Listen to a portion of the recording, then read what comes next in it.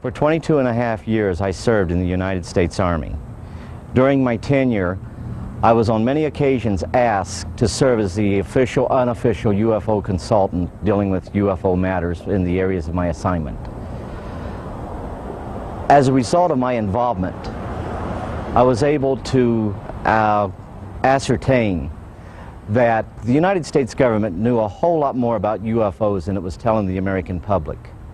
That there was an intelligence involved, that there was a highly evolved technology. I learned that to a degree, we were carrying on a dialogue with this intelligence. We were making every effort we could to acquire this technology and make it part of our own existing technology. We did this, I was told, in the interest of national security. We also had an officially sanctioned deception program. This was in total disregard as to the impact this would have on the individual witnesses and also on their families. This ultimately led to my disillusionment with the program and my involvement in it. I sincerely feel that no government has the right to destroy the lives of the people which it is supposed to serve. While I was in the military and I got to the point where I was no longer interested in trying to be part of the program and actually was going against the program, and I started to be very open and talking about what was going on. This resulted in every effort being made to try to destroy my military career. I was threatened, and they even tried to force my military retirement, or I could face possible court-martial. These actions failed, of course, as you know. At one point, I even had an individual come up to me, point a gun at my head, and inform me we could have a training accident, and this would end this foolishness once and for all. I firmly believe that those of us that served in a capacity of the U.S. government in some form or fashion, and who were exposed to the truth, we have a moral obligation to the UFO witnesses, the real victims of the UFO phenomena, to expose once and for all this policy and to reveal the truth, and that is, we are not alone in the universe. Robert Dean has a list of credentials a mile long. He served 4 years from 1963 to 1967 at Supreme Headquarters Allied Powers, Europe, the military arm of NATO. He was an intelligence analyst with a cosmic top-secret clearance. Well, Don, it began for me in 1963 when I was assigned to the Supreme Headquarters Allied Powers in Europe. I arrived in the summer of '63 and I was assigned to the Operations Division. I was further assigned to what we call SHOC, the War Room, the Supreme Headquarters Operations Center. And at that time I was given a cosmic top-secret clearance, which was and still is the highest level of security access that NATO has. When I was assigned to the War Room, I learned that a study had been initiated in 1961, and everybody was talking about it. They were gossiping about it. And the subject was UFOs, and that intrigued me a bit. When that study was concluded in 1964 and it was published, and I was still working in the War Room at that time, I had access to this document. I had a chance to read it. And having been exposed to it, I must tell you honestly that my life has never ever quite been the same. Because I read first-hand reports, verifiable NATO military material that indicated that the UFOs were not only real, that they represented something far beyond anything I had ever imagined before. When the study was concluded in '64, they concluded that there were 4 different groups apparently coming and visiting us. Out of those 4 different groups, one group looked exactly like we do, so much so that they could sit beside you in a restaurant or in an airplane or in a theater, and you'd never know. And that particular point bothered the military guys a lot. The point being that some of these people from somewhere could be walking up and down the corridors of SHAPE headquarters, or they could be walking up and down the corridors of the Pentagon. One day at lunch, a lieutenant colonel made the remark, he says, "Jesus, do you realize they could even be in the White House?"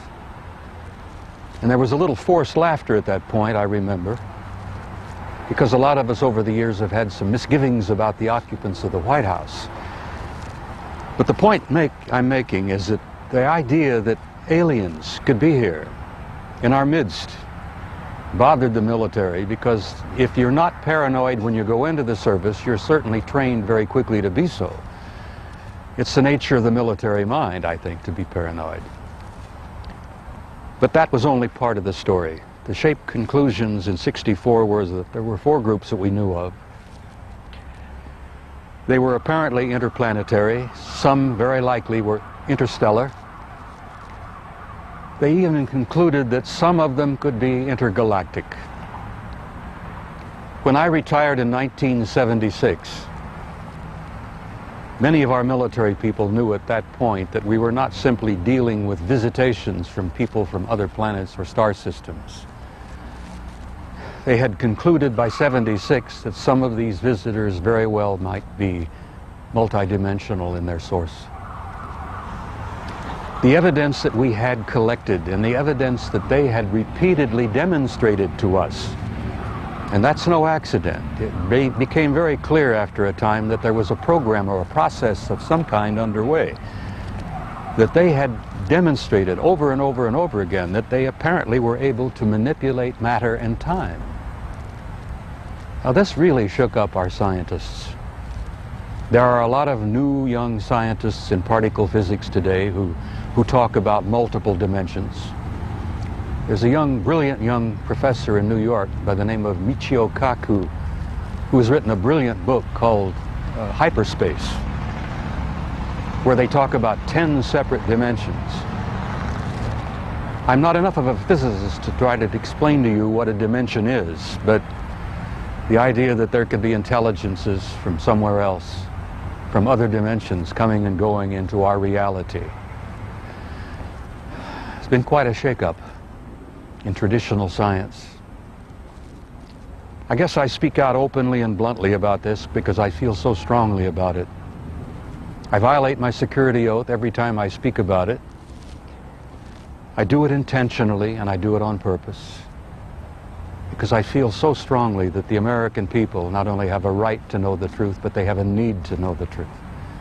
The truth, Don, apparently is simply this, that we're not alone, we've never been alone. We are apparently part of an infinite universe filled with intelligent life. I find that exciting. It doesn't frighten me. The SHAPE study concluded in '64 that if they, whoever they were malevolent or hostile, that they could have taken this planet and cleaned it up and eliminated us, turned us into dog food or whatever, a long, long time ago.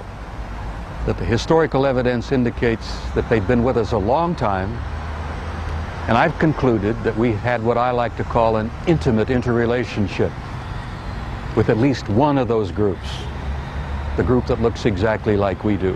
And that point is, I don't like the word alien. I don't think the term alien is appropriate at all here. I like to refer to them as family. We're related to them. I think they had a hand in our being here. And I think the time has come where we're about to meet our extended family. It's going to be very soon, and the people are not ready.